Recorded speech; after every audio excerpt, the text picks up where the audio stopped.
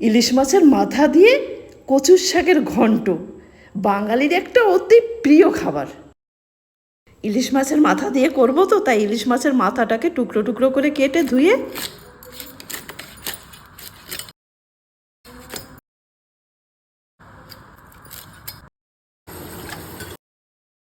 জল ঝরানোর জন্য একটু ঝুড়িতে রেখে কচুর শাকে একটু ছোলা দেব, তাই কটা ছোলাকে ভিজিয়ে রাখলাম।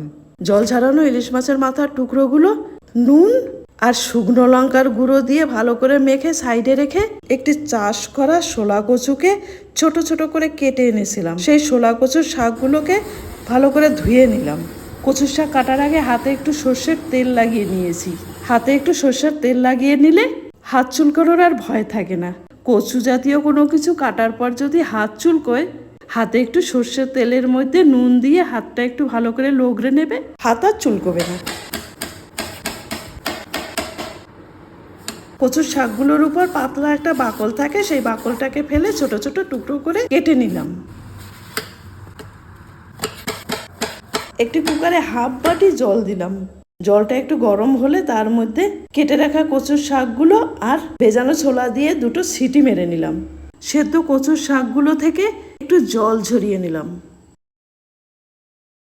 গরম তেলে শুকনো লঙ্কা, তেজপাতা আর সাদা জিরে ফোড়ন দিয়ে কুচানো পেঁয়াজ, আদা, টমেটো আর কাঁচা লঙ্কা দিয়ে ধনিয়া, শুকনো লঙ্কা আর সামান্য হলুদের গুঁড়ো দিয়ে হাফ মিনিট কষিয়ে ম্যারিনেট করে রাখা ইলিশ মাছের মাথার টুকরোগুলো দিয়ে ঢাকনা দিয়ে হিটটাকে একেবারে কমিয়ে দিলাম। 1.5 মিনিট পর সেদ্ধ করে রাখা কচুর শাক 1 চামচ নুন আর হাফ চামচ চিনি দিয়ে ভালো করে মিশিয়ে ঢাকনা দিয়ে হিটটাকে একটু বাড়িয়ে দিলাম। 2.5 মিনিট পর ঢাকনা তুলে তার মধ্যে বড় 1 চামচ তেঁতুলের পাল্প দিয়ে ভালো করে নেড়ে চেড়ে সার্ভিং প্লেটে ট্রান্সফার করে এনজয় ইয়োরসেলফ।